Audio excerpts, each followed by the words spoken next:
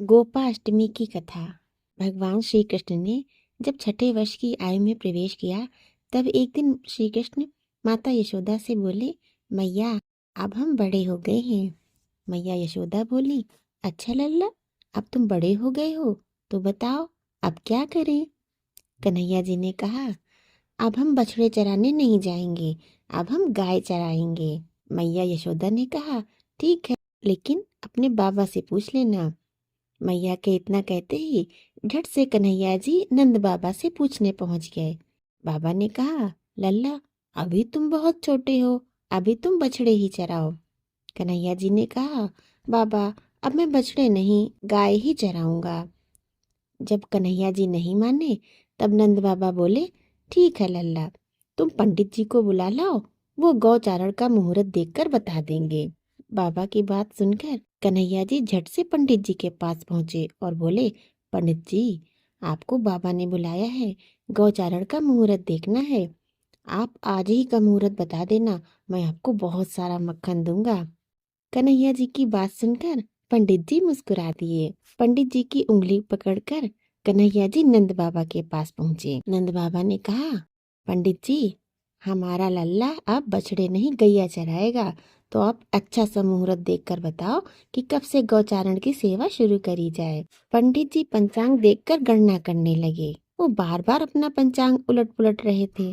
तब नंद बाबा ने कहा, पंडित जी, क्या बात है, आप बार बार क्या गिन रहे हैं।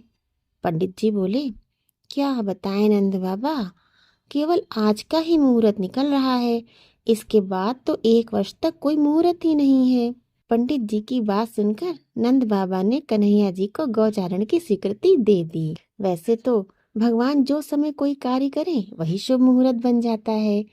उसी दिन भगवान ने गौचारण आरंभ किया और वह शुभ तिथि थी कार्तिक मास में शुक्ल पक्ष अष्टमी।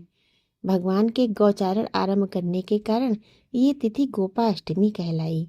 माता यशोदा ने अपने लल्ला का श्रृंगार किया और जैसे ही पैरों में जूतियां पहनाने लगी तो लल्ला ने मना कर दिया और बोले, मैया, यदि मेरी गौएं जूतियां नहीं पहनती हैं तो मैं कैसे पहन सकता हूँ। यदि पहना सकती हो तो उन सभी गैयों को भी जूतियां पहना दो। ये तो संभव ही नहीं था। इसलिए ना तो गायों ने जूतियां पहनी और ना ही गोपाल ने और ना ही ग्वाल बाल ने। भगवान जब तक वृंदावन में रहे, भगवान ने कभी पैरों में जूतियां नहीं पहनी। आगे आगे गाय और उनके पीछे पीछे बांसुरी बजाते भगवान, उनके साथ बलराम और श्री कृष्ण के यश का गान करते हुए ग्वाल गोपाल, इस प्रकार से विहार करते हुए भगवान ने उस वन में प्रवेश किया। तब से भगवान की गौचारण लीला का आरंभ हुआ। जब भगवान गौवें चराते हुए वृंदावन जाते, तब उनके चरणों से वृंदावन की भूमि अत्यंत पावन हो जाती। गोपाष्टमी के दिन गौ माता की पूजा की जाती है। साथ ही श्री कृष्ण को तरह तरह के भोग लगाए जाते हैं। भविष्य पुराण, स्कंद और ब्रह्मांड पुराण तथा महाभारत में भी गाय के अंग प्रत्यंगों में देवी देवताओं का निवास बताया गया है। गाय पूजन से सभी देवी देवतागण प्रसन्न होते हैं और इससे सुख सौभाग्य की वृद्धि होती है। पौराणिक मान्यता के अनुसार कार्तिक शुक्ल पक्ष प्रतिपदा से लेकर सप्तमी तक भगवान श्री कृष्ण ने गोप और गोपियों की रक्षा के लिए अपनी उंगली पर गोवर्धन पर्वत धारण किया था। 8वें दिन देवराज इंद्र का अहंकार भंग हुआ और श्री कृष्ण की शरण में आए तथा क्षमा याचना की। तब कामधेनु ने कृष्ण जी का अभिषेक किया। तभी से कार्तिक शुक्ल अष्टमी को गोपाष्टमी का उत्सव मनाया जा रहा है। गोपाष्टमी का बहुत महत्व है, विशेषकर व्रजवासियों और वैष्णवों के लिए ये दिन पर्व है।